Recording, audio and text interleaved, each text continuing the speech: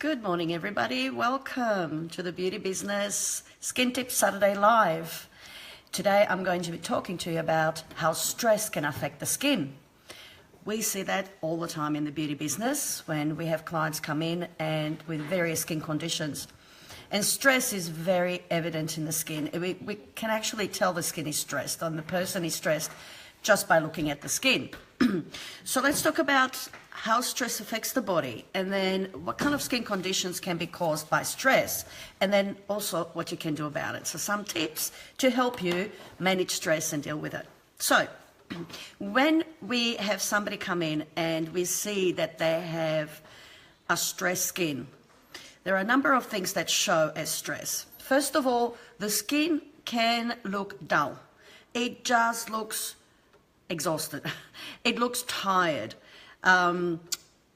It has poor circulation, so the color is drained from the skin, and it can have a really grayish sort of dull look about it. It looks almost gray. That's the first sign of stress. And usually this can be associated with lack of sleep, poor nutrition, lack of exercise. That really can make the problem even worse. Now, this kind of stress on the skin, if it is constant and ongoing and is not addressed, it can then lead to other skin problems and conditions. If you also have genetics that predispose you to inflammatory skin conditions such as eczema, psoriasis, dermatitis, rosacea, then stress will be the trigger. So it's definitely important to manage stress when you do have those skin conditions in your family, if they run in your family. So stress triggers inflammation, which affects the whole body as well as the skin. So when you're under stress, now here is the thing. When I talk to people and ask them, what are your stress levels like? Oh, I'm fine. Most people don't even know they're stressed because we think that the lifestyle we lead is normal today. So, for example, working long hours, shift work, having to juggle work, family, study, lack of sleep, like I've mentioned, poor food, poor nutrition, they can all trigger stress hormones in our body. So our body doesn't mind a little bit of stress. For example, if we're playing sports, a competitive sport, or if we've got, a public speech to do, or if there is something that needs to be done, for short-term stress is not bad. And in fact, it's great for our body because it helps to rejuvenate the body. But it's the ongoing, long-term, chronic stress that is detrimental. So after a period of time, stress actually becomes bad for you, bad for the whole body. So when you are stressed, the body produces hormones, adrenaline and cortisol. And these hormones are designed to prime your body to react to the situation. So back in the old days when we lived in caves, if a predator came by the cave, our body would produce those hormones to make us act. We either ran, we hid, or we fought. And the hormones prime our muscles, so blood is redirected to the muscles, so you can either fight, you have the strength to fight, or you can run quickly away from the predator. After the stressful situation is over, then we have other hormones that are triggered by the body, signals that counteract the stress hormones. So it's a balance. So it brings the body back into homeostasis, back into balance. You see that also in the animal kingdom with animals. They too have stress hormones.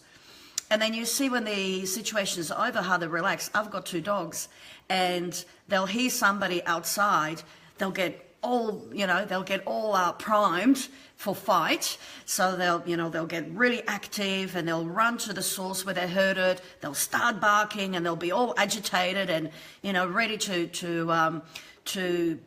face the predator or the danger. But after the danger is over, they'll calm down. They lie down, they breathe, catch their breath, and they'll just settle. And that's what is supposed to be happening with our bodies after the danger is over. We're supposed to settle afterwards. The problem with modern lifestyle, we are constantly going through stress. So in the morning, we rush because we didn't get enough sleep and we woke too late. We stayed up the night before, watching TV or on the phone. In the morning, we're rushing. Then at work, you're rushing to meet your deadlines. Then you come home and you're rushing around trying to, do the dinner. And then you stay up all night on the, watching TV or on the phone.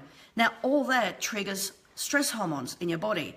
And there is no time, you're not taking any time down to actually calm down and to counteract that. So that will then reflect in your body. So how it affects the body, for example, cortisol is responsible for depositing fat around the midsection. So stress can actually make you put on weight. Some people stress, they don't eat, they lose weight. So it affects different people differently. Stress can cause, let's talk about specifically for the skin and the hair, it can cause hair loss in some people. We know that is true. And if you go and see a trichologist, one of the things they look at is your lifestyle. If it is stressful, that's causing the hair loss. The follicles in the skin become affected as a result of the stress. So the hair doesn't finish going through its proper hair growth stage and just falls out, and new hair doesn't grow back. So definitely affects the hair as well. With the skin, the blood is redirected to the muscles, so the skin doesn't get as much blood circulation as normally should. That's why it starts to look a little bit dull. It leads to poor nutrition to the skin. Then the cortisol and the adrenaline racing through body raises the inflammation in the body, so you can end up with eczema, psoriasis, dermatitis, and acne. Acne is probably one of the biggest problems we see in the salons when somebody comes in to see us, and it's almost always caused by stress. In some cases, it can be caused by food intolerances. During puberty, it's definitely caused by excess oil flow. But in adulthood, most of the acne we actually see is stress-related. And how you know acne is stress-related? It usually appears around the jawline. Around the chin is that time of the month, so it's hormones related to the cycle, whereas jawline, the neck, back, chest, it's generally stress-related.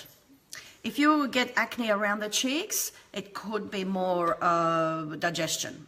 Now, our digestion is affected by stress too. Again, because the blood flow is being redirected to the muscles to make us act, our digestion slows down. It's not important for our survival at that point in time when you're under stress, when you're in danger. Digestion is not important. So that can then lead to poor nutrition, poor absorption, irritable bowel, constipation. So that will reflect in the skin as well. So if you're not eliminating properly, the waste has to be eliminated somehow through the skin, and it's passed on to the skin to eliminate. It's passed on the lymphatic system in the skin then has to deal with it. So that's when you get the breakouts.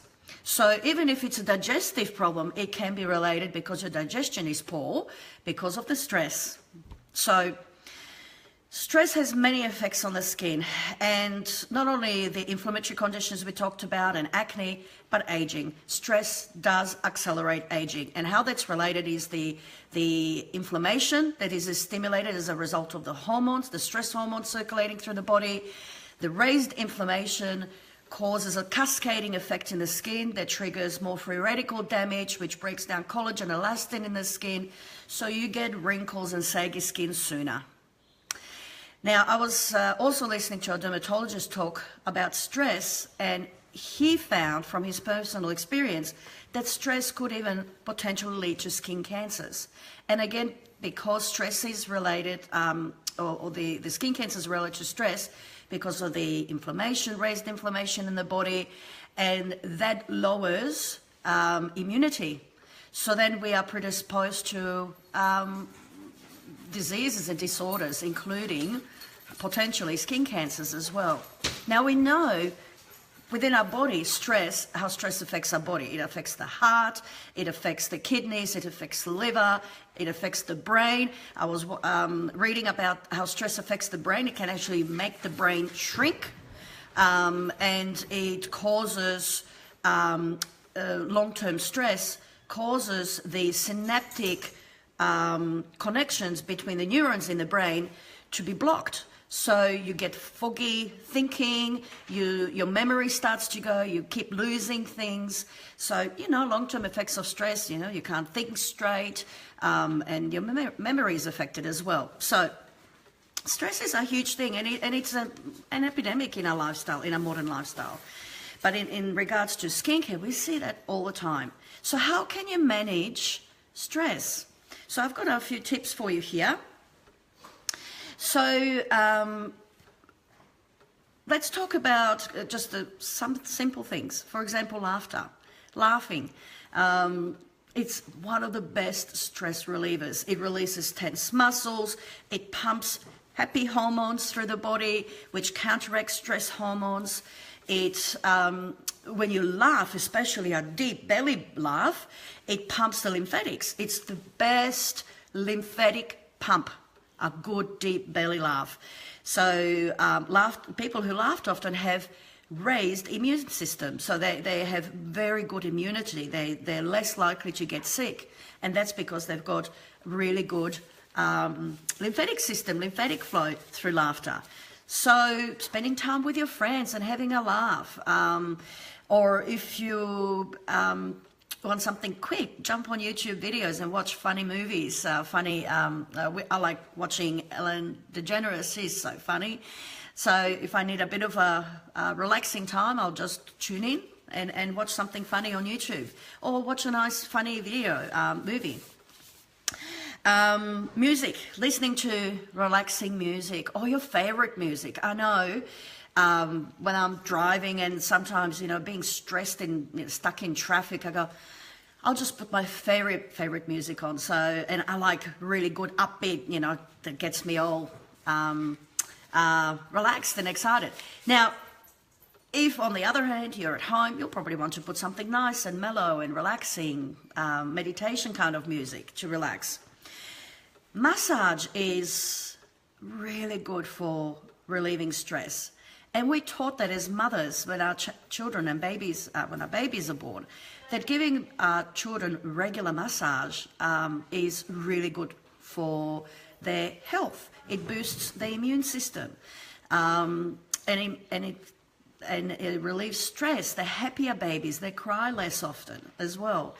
So massage is really important because the actual physical touch releases oxytocin, which is a hormone, whether they call it the cuddle hormone as well. So that's something else you could do. You could cuddle a cat, cuddle a puppy, cuddle a dog.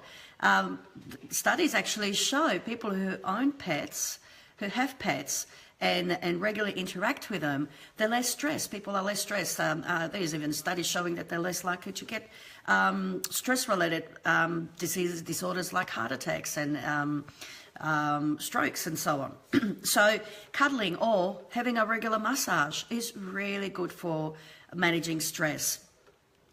Something else you can do when you could do it sitting in a chair, or you can do it lying down, is progressive muscle relaxation.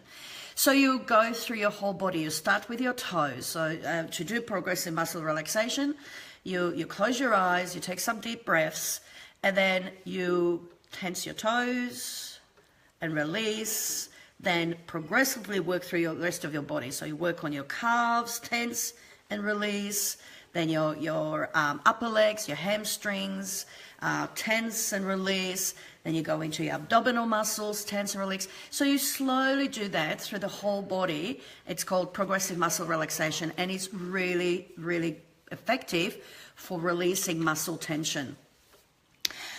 Deep breathing, I mentioned. Breathing is really important because it pumps the lymphatic pump.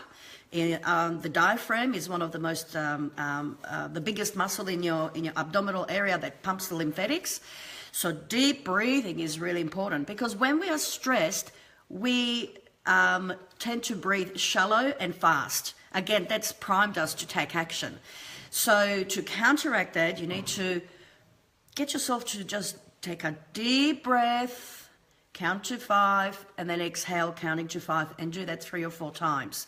This is a technique I used when I do public speaking, and of course your adrenaline starts pumping just before you get up on the stage and you have to speak.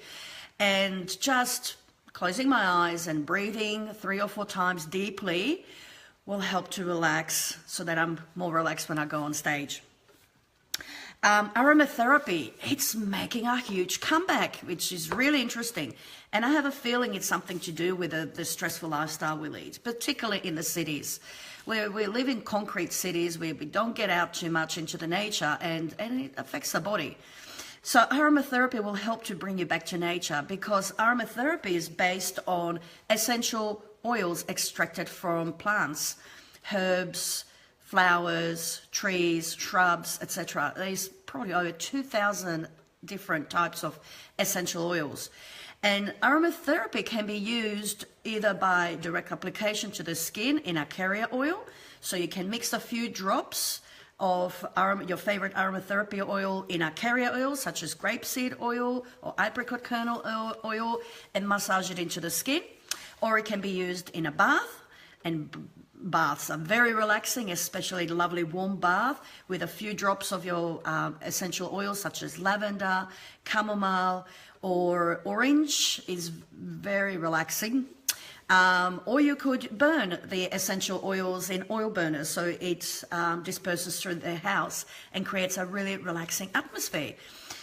Essential oils are not only good for relaxing, but they help to protect you from infections, because certain essential oils kill bacteria and they kill fungus spores, etc. So they're actually really good for boosting immunity and healing, as well as relaxation. They bring about balance. So some people who lack energy because they're so stressed, some aromatherapy oils can actually raise your energy levels and boost your metabolism. So aromatherapy is fantastic, and I've seen it more and more in the salons offered as an aromatherapy massage, or even aromatherapy used in foot soaks to help relieve the stress, or a lot of salons or spas are using aromatherapy in diffusers to diffuse through the salon to create that relaxing atmosphere. So it's definitely on the rise, back on the rise. And I'm saying that because aromatherapy was very big, probably about 20 years ago. We had our sons, my husband is an aromatherapist, and aromatherapy massage was the #1 treatment in our spa. So, and then it kind of declined off a little bit, where in the last 15 years or so, treatment was mainly focused on the medical approach, the lasers, microdermabrasions and peels, and so that's where a lot of the focus has been on in beauty therapy. But I think wellness is coming back. There's a huge focus on health, well-being and wellness, and aromatherapy is up there when you are looking at wellness. So aromatherapy is definitely something to try. Just a very quick tip with aromatherapy: be sure to get good quality, pure essential oils. The synthetic fragrance oils that mimic essential oils, they're bad for you, okay? They're synthetic, they can give you headaches, they'll burn your skin, they'll cause rashes. Stay away from cheap and nasty the aromatic, I wouldn't call them synthetic fragrances. Synthetic fragrance. You can tell the difference between a synthetic and a true essential oil.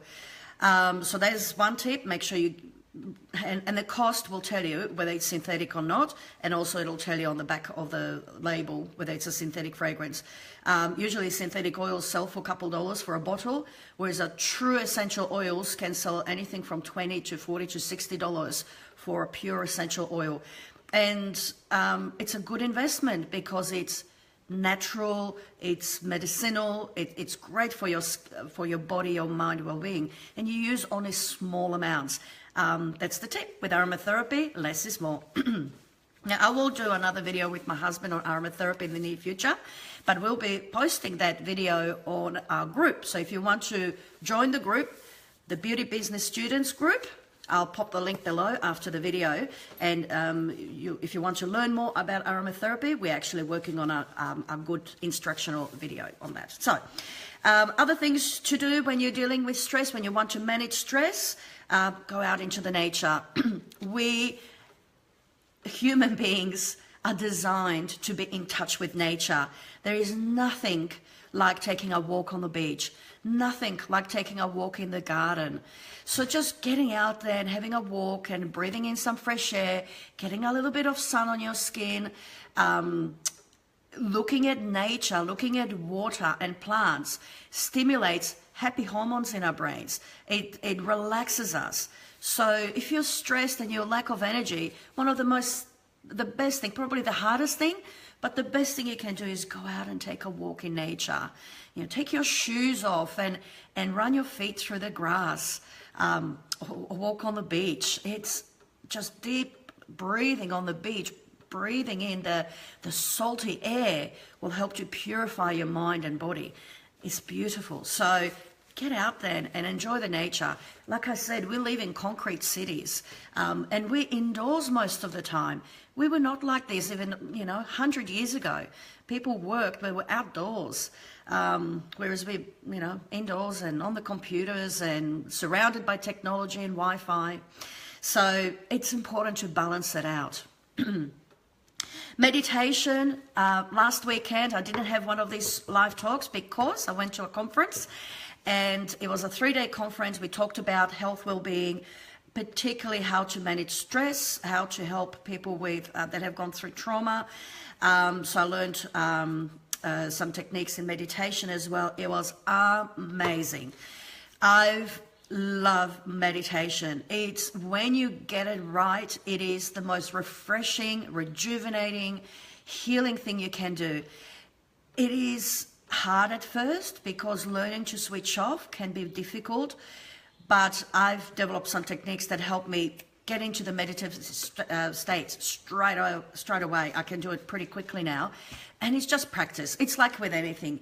You do it, you practice. So the best way to do it is make sure you're in a quiet place somewhere.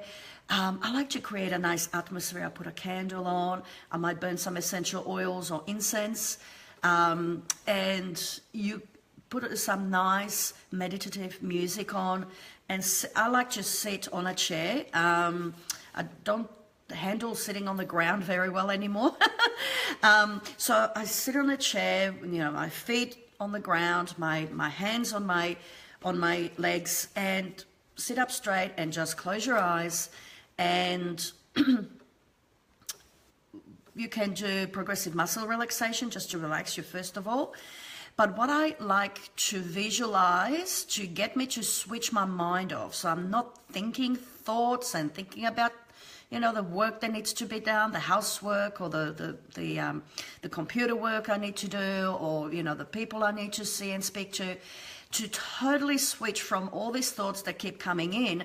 I focus on, I create like a black screen in front of my eyes, and then there is a pin of white light, and I just focus on this tiny pin of white light, and that eventually helps to get me down into the meditative state, breathing deeply and just focusing on nothing but just a pin of white light is what helps me. There are other different techniques you can do, and you can actually download apps on your phone that take you through meditation, guided meditation, so you could try that as well. But there is other things I do in meditation. Perhaps one day I'll share that with you, but try meditation. It is absolutely amazing. Now, gratitude. I'm just checking my notes, what I've written down on how to help you deal with stress. Practicing daily gratitude. In the morning, the first thoughts that should really come to your mind is focus on what you're grateful for. What makes you happy in your life right now? What is it that you couldn't do without right now? So I wake up in the morning and I'm grateful that I had such a good night's sleep. I'm grateful for the warmth. I'm grateful for my husband being next to me. I'm grateful for my beautiful children. I'm grateful for the wonderful people I meet at work. I am grateful for having a house, having a roof on my head, and being lucky to live in this wonderful country. I am grateful for there's so many things we can be grateful for. We have so many things that other people don't have in other countries. People are still, I can't believe it, there's still people starving around the world. There are people living in poverty, yet we live in this wealthy, wonderful, beautiful country, and we have anything and everything we desire. So there's so much to be grateful for. And when you become grateful, that releases stress. It stimulates happy hormones, so it helps to counterbalance that. And you start off your day that way. Trust me, it is much more relaxing way to start. At the end of the day, when you go to sleep, that's a good time also to be thinking about what you're grateful for, particularly that happened that day. Yesterday, I'm grateful for the wonderful people that I've dealt with at work. I was grateful that there wasn't so much traffic on the road. I was grateful that I could listen to some amazing podcasts and learn some amazing things. Grateful that we had a lovely dinner with my family and we can afford to have really good quality food. There's so many things to be grateful for. So think about that, because that really helps to relieve stress. See, when you're stressed, we tend to focus on things we don't have, things we want, things that we're missing, things that we're upset about. Turn that off. For a change, think about things that you're grateful for, and it'll help you release stress. And of course, sleep. Sleep is really important to help release stress, because it helps your body to rejuvenate and repair. Now, we need on average 8 hours sleep. Some a little bit less, some a little bit more. Generally, men don't need as much sleep as women, interestingly. Too much sleep can be bad for you. And what happens is during the week, sometimes we don't get enough sleep. We get maybe 4 to 6 hours sleep. On the weekend, we do the catch up, or your body eventually will, and then you'll have a big 12 hours sleep. That routine is stressful on your body. It's not coherent. So you need to really switch off earlier. And to get a good night's sleep, you need to get off electronics at least 1 hour before you go to sleep. So you turn off computers, you turn off your phones, and get a book, get a lovely magazine to read. Do some knitting, practice meditation, take a lovely bath, aromatherapy bath. Have a lovely herbal tea. Chamomile tea is beautiful to help you relax.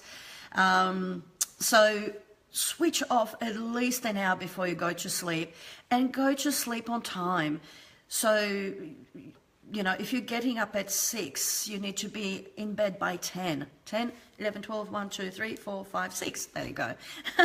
So by 10 o'clock, you need to be ready to go to sleep. So by 9, switch everything off and read a book, or do something, you know, speak to your children, spend time with them.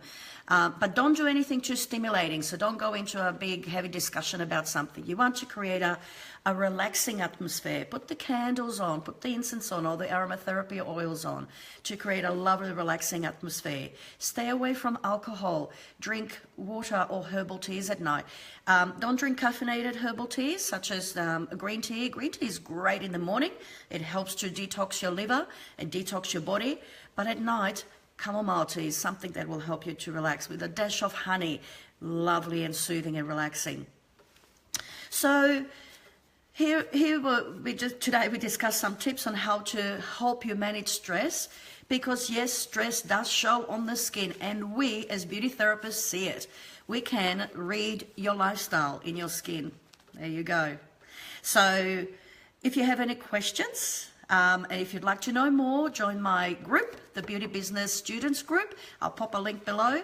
Visit my website, my blog, thebeautybusiness.com.au. There's some great articles there about skin, about stress, about wellness and lifestyle. And if there's anything that you'd like me to talk about specifically next week, if you have a question, pop it in the comments below, and I'll see you next week. Have a wonderful weekend and a happy and safe week. Take care. Bye for now.